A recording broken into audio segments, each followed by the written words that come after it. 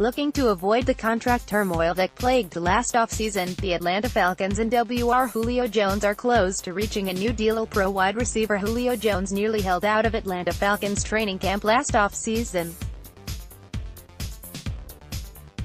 Now the team is determined to avoid having the same thing happen this summer.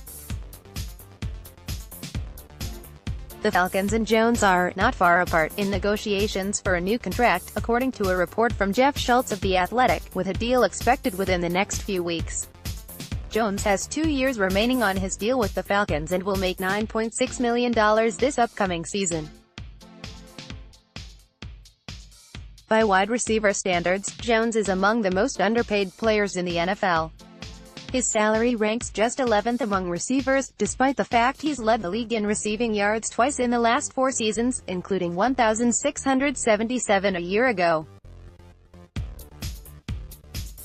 Jones threatened to hold out of training camp last July in an attempt to get more money before the Falcons agreed to pay him an extra $2.6 million in 2018. The two sides have been negotiating a contract extension throughout the offseason, with owner Arthur Blank saying during the owners' meetings last month they didn't have a timetable for a new deal to be reached. "I think the timetable will be what it is," Blank told ESPN. "I think it's about making the kind of progress we'd like to see. I think that they've begun the process. It's a dance you have to go through, and you work closely with the player and the agent. I know we'll come out in a good place, but it's going to take some time." Jones, who turned 30 in February, is second all-time in Falcons franchise history with 698 receptions and 10,731 yards after being drafted 6th overall in 2011.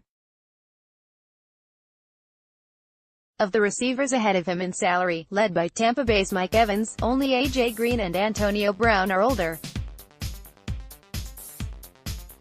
But the Falcons believe he still has many solid years left to give them as he enters his 9th season in the NFL in 2019. Atlanta wants to pay him because they think he'll outlive the contract, unlike other wide receivers his age, because of his size and strength, according to a league source. Helping the negotiations is the fact that Jones has made it clear he doesn't need to be the highest-paid receiver in the league. That's good news for the Falcons, who need to work out a long-term deal with All-Pro linebacker Deion Jones as he plays on the final year of his rookie contract in 2019. Fifth-year defensive lineman Grady Jarrett will also play the upcoming season on a franchise tag. If a new deal with Jones can be reached soon, the Falcons can turn their attention to working out those deals. The Falcons open training camp in July, and unlike last season, they can be sure their franchise receiver will be there. Let's block ads. Why?